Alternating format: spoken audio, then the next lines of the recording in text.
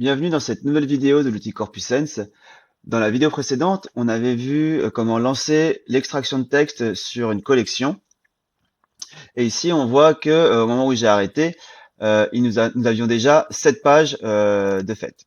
Donc, si je clique sur une de ces pages, on voit bien que le texte qui est dans la zone qu'on avait définie a été détecté. Maintenant, on va voir comment faire pour gérer, interagir avec les traitements. Donc, pour pouvoir interagir avec les traitements, on a ici une page qui s'appelle Mes traitements. Donc, je clique dessus. Et ici, on a la liste de tous les traitements qui ont été réalisés dans CorpusSense sur ce navigateur.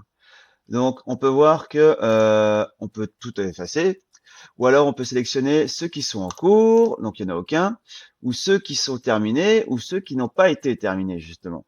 Donc, en l'occurrence, ici, si je clique sur non terminé, eh bien, nous avions le traitement qui avait été lancé dans la vidéo précédente qui apparaît. Et sur la partie droite, on voit la file d'attente. Et donc, on voit bien qu'ici, les 7 premières pages ont bien été réalisées et les autres sont en attente.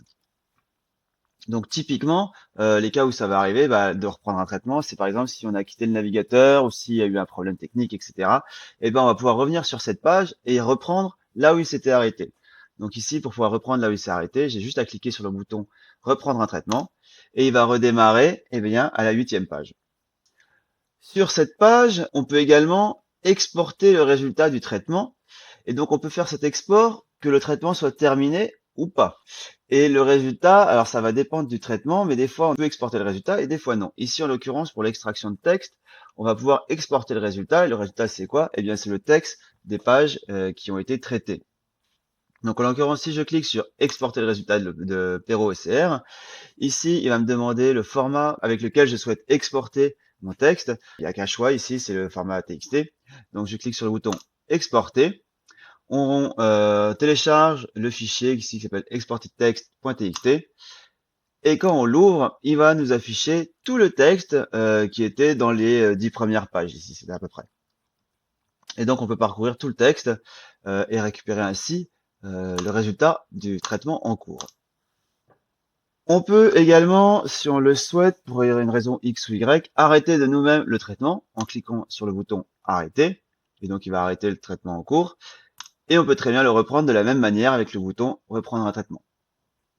Ici, on voit que le traitement n'apparaît plus dans la liste. C'est normal, puisque du coup, il s'agit d'un traitement désormais en cours. Donc, si je clique sur en cours, il apparaît.